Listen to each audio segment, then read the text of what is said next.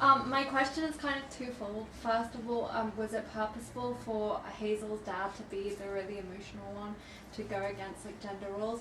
And also, my boyfriend and I here, we come for one night from London, and we were just wondering when you were coming to the UK, if you had any plans. Yeah, February. You just came for this. Yeah, just for one night. We're leaving at 6 a.m. tomorrow. Also ich glaube, das hat einen Applaus verdient. Die beiden sind aus London.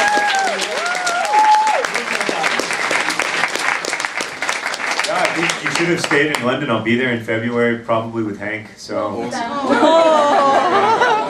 Jetzt wird es andersrum sein. Du wirst all diese Leute in London.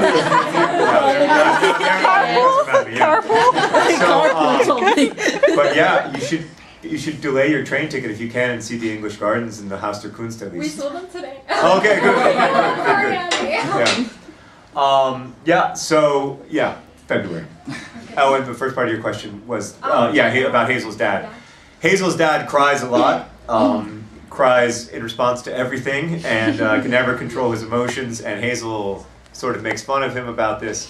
And the question was that to sort of upend gender roles? It was. It was also to, I guess, create a certain instability in our minds about Hazel's dad, so that when he does pull through for her, in the moment that she is most vulnerable and is able to like give her real comfort, that would, one, be more moving for the reader, and two, that it would mean a lot more to Hazel. So those are the two reasons. Apropos, also ich denke mal, die meisten Leser dieses Buchs werden an irgendeiner Stelle mal geweint haben. Hast du eigentlich mal geweint, während du es geschrieben hast? Did you actually, most of the people who read the book actually cried at least once? More than once? Yeah, more than once. And did you actually ever cry when you wrote the book? Yeah, a lot.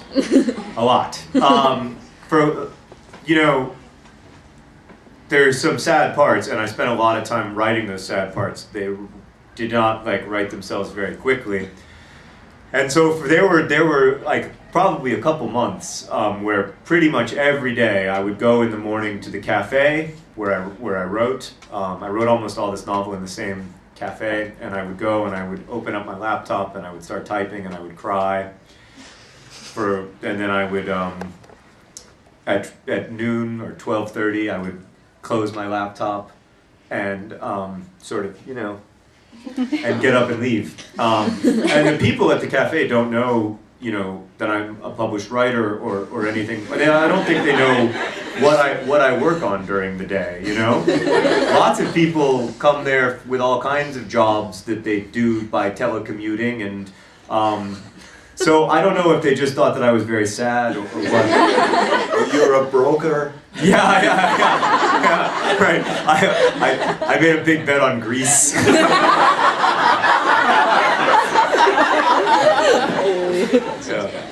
Also er hat erzählt, dass er tatsächlich viel geweint hat, und zwar in dem Café, wo er es geschrieben hat. Er ist wirklich regelmäßig in ein bestimmtes Café gegangen und hat da mit seinem Laptop geschrieben, und dann saß er da und musste sich oft selber irgendwie bei den traurigen Stellen die Tränen rauswischen, und er ist sich nicht ganz sicher, weil die Leute wissen nicht in dem Café, dass er eigentlich Schriftsteller ist.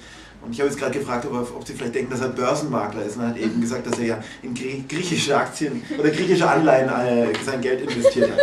So.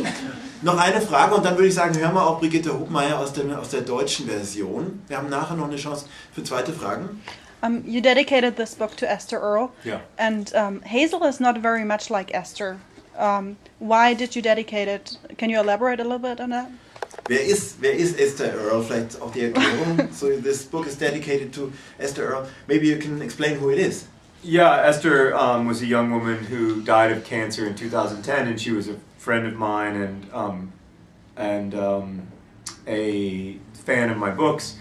Mm-hmm. And it is true that Hazel is very different from Esther, and Esther was I don't think Esther would have ever liked someone like Augustus Waters. Certainly Esther would never watch America's Next Top Model. But there's no way that I write this book without Esther, because so much of the story is wrapped up in not just her, but my anger after her death, my sort of the force of my feeling in the wake of her death made me work harder in than I'd probably ever worked before on writing. There's that, but then there's also the fact that so much of Esther is in, or like my memories of Esther and my love of Esther is in the book, in Hazel, but also in Gus and in the story. So there was no question of who it would be dedicated to. Brigitte, wie hast du dir John Green vorgestellt, als du das Buch gelesen hast? No, So? I open the book and I see his picture, so I cannot imagine him. As a person. As a person,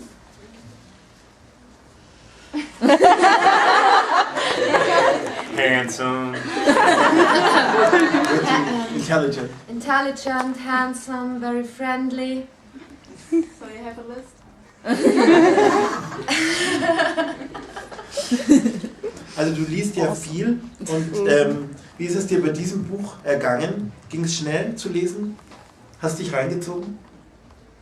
Na, also jetzt mal so, komischerweise habe ich wirklich nicht über die Person des Schriftstellers nachgedacht, sondern über das Geschriebene.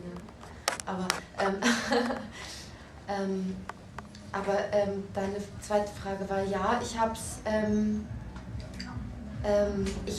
in kurzer Zeit gelesen und manchmal sehr langsam, manchmal musste ich auflachen, weil so lustige Dialoge waren und es so frech ist. Und manchmal musste ich natürlich auch weinen und kam mir dann doof vor, da alleine irgendwie am Küchentisch zu hocken und vor mich hin zu weinen. Ja, alles voller Leben. So ein Buch, was einem so das Leben wieder nahe bringt. Und über das Leben von John Green wollen wir jetzt auch mal reden, John. We start where you talk about your life, and we start on the 24th of August 1977. That was exactly 8 days after Elvis Presley died.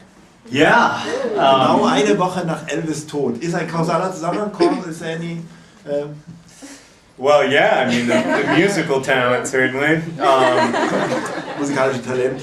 Kommt daher. I can't sing. My brother is a musician, and I desperately want to be. Like, I always wanted to be a rock star, but not like the lead singer, but like the bassist, who just like sings back up, and he's not very famous.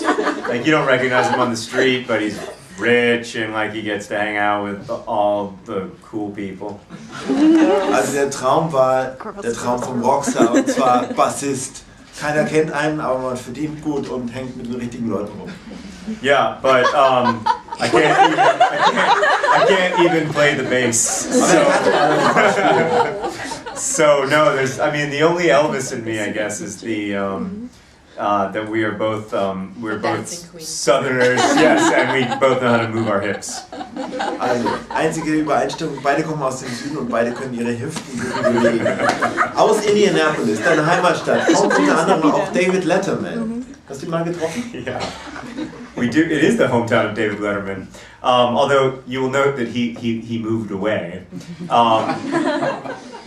Also the hometown of the American novelist Kurt Vonnegut, who moved away. And even committed suicide. Oh, tried to, yes, but did not succeed. Although he did smoke himself to death, so that's a kind of suicide. And then Dan Quayle, former ex-vice president. Yeah. Bush the older. Moved away. The guy who couldn't spell potato. Moved away. Potato moved away. Moved to Washington D.C. Steve McQueen, the actor. Moved away. Yeah. What are your plans about Indianapolis? I want to stay. Yeah, I want to stay. I really like it. It's a great city for an American writer because it's a very American city in good ways, but also maybe especially in the challenging, less good ways. It's a sprawling city. It has 1 million people, but a lot of looks very suburban. A lot of chain restaurants, and I wanted to set the story there because it really is sort of typically American.